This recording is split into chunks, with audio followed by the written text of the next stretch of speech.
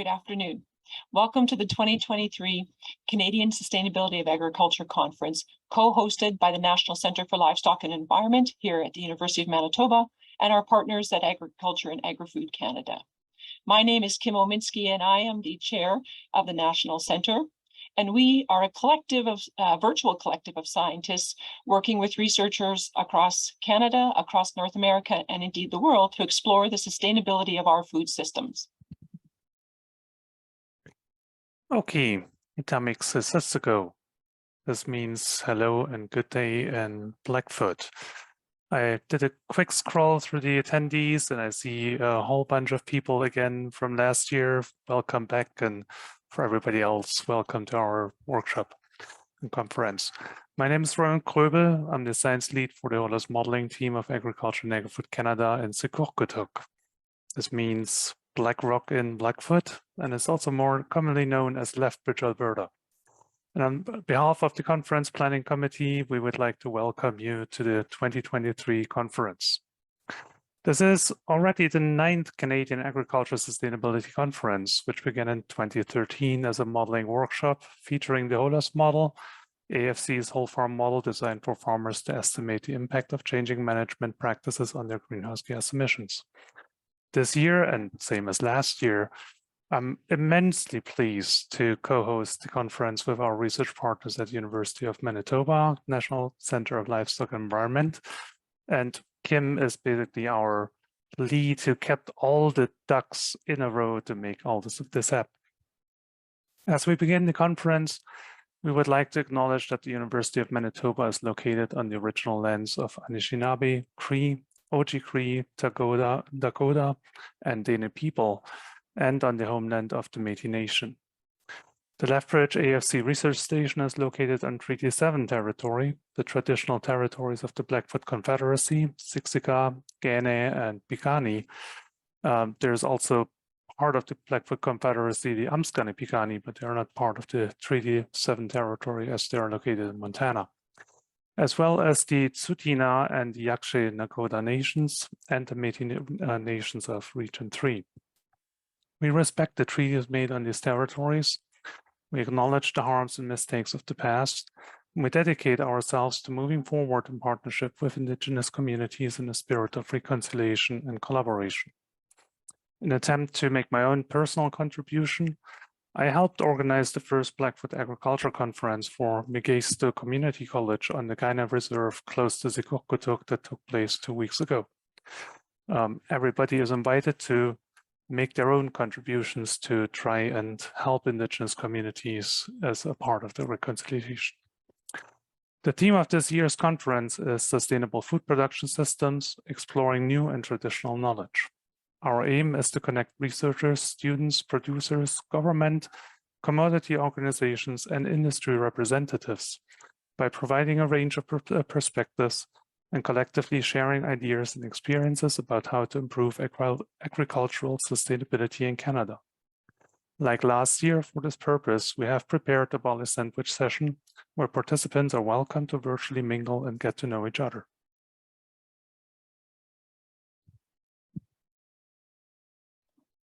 Over the next 3 days, our theme sessions will feature brief presentations followed by facilitated panel discussions where you'll have the opportunity to hear presentations exploring the path to achieving net zero emissions on farms, addressing the role of Indigenous agriculture in our food systems, and examining the importance of both maintaining and enhancing biodiversity on the landscape. We also encourage you to participate in the student video sessions, which will be held both on Wednesday and Thursday of the conference, and encourage you also to participate in the voting session, which will be held, the People's Choice voting session, which will be held on Thursday. And these videos will really feature sustainability-focused research from students around across the province and indeed across Canada. Before introducing the first speaker for the conference, I'd really like to take a moment to acknowledge the organizing committee. for this year's conference. First, I'd like to start with Peter Froelich, who has been instrumental in organizing the conference and certainly in promoting it. Peter is the research coordinator for the National Center for Livestock and the Environment. I'd like to also introduce Emma McHugh, Doug Catani, Marcos Cordero, David Lobb, and Mario Tenuta, all here from the University of Manitoba. And also I'd like to acknowledge our partners at AAFC, Roland Kroebel, Sarah Poe, and Aaron McPherson. A special thanks to our producer committee members, and that's Melissa Atchison and Christine Tapley. And finally, a shout out to both Ron and Riel from our conference organizers. Now, without further ado, it's my pleasure to introduce to you Dr. Martin Scanlon. Martin is both a professor and dean of the Faculty of Agricultural and Food Sciences, and he's going to take a moment to bring greetings from the University of Manitoba. Thank you very much, Martin. Yeah, thank you, Kim. And it's my pleasure on behalf of the University of Manitoba to bring greetings to this year's NICL conference. And over the next 3 days, you'll have the opportunity to engage with other producers and researchers, as well as industry and government specialists who represent both the crop and the livestock sectors. And together in the conference, we'll have the opportunity to examine how farmers are responsibly stewarding the land while moving at the same time to net zero emissions agriculture across all parts of the agricultural system.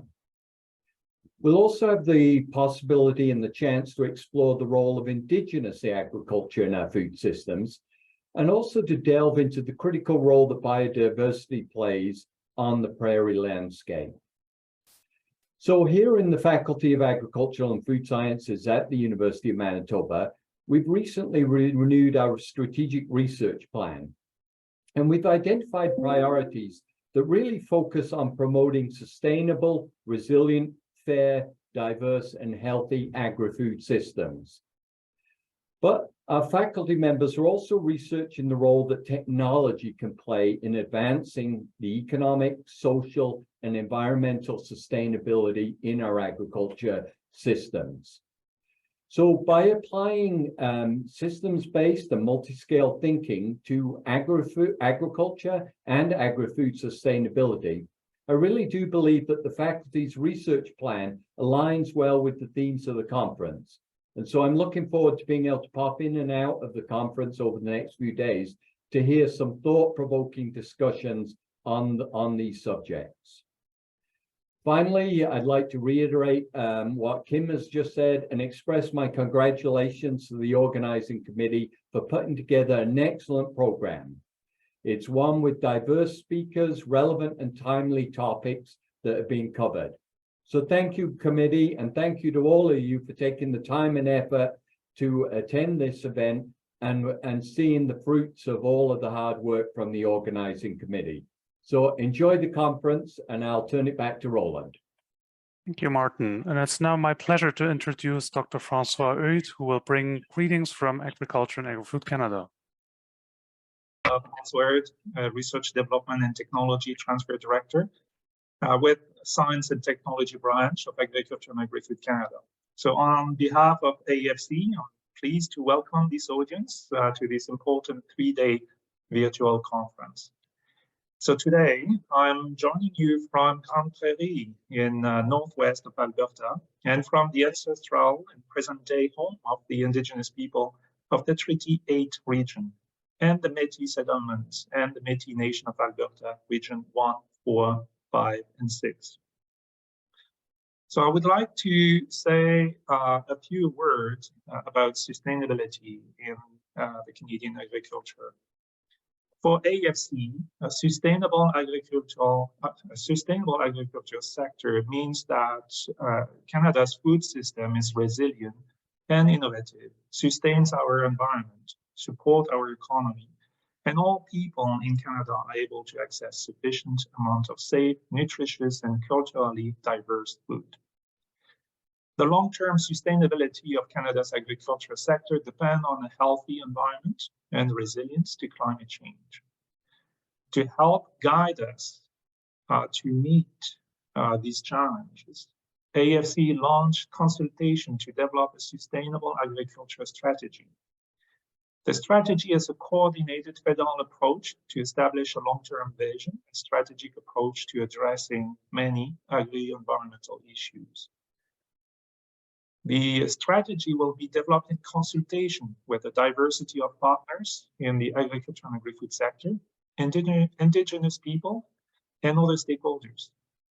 Over 1,800 individuals have been invited in a series of consultations across the country, which are underway and will run until March 31st. Throughout this science event today and the next 2 days, I encourage you to participate and help us work together to improve environmental outcomes in the sector and achieve the vision of Canada as a world leader in sustainable agriculture and agri-food production. I want to congratulate the Conference Planning Committee for their efforts in getting us to today and for the hundreds of participants for registering. I wish you all a successful conference as you share and learn on the theme of sustainable food production systems and exploring new and traditional knowledge. So thank you, Roland and Kim, for organizing this event. Thank you very much, Francois, and thank you, Martin, for bringing greetings on behalf of both organizations. And without further ado, I would like to introduce my colleague and Planning Committee member, Emma McHugh, who will introduce our keynote speakers, which I know everyone is looking forward to. Thank you very much.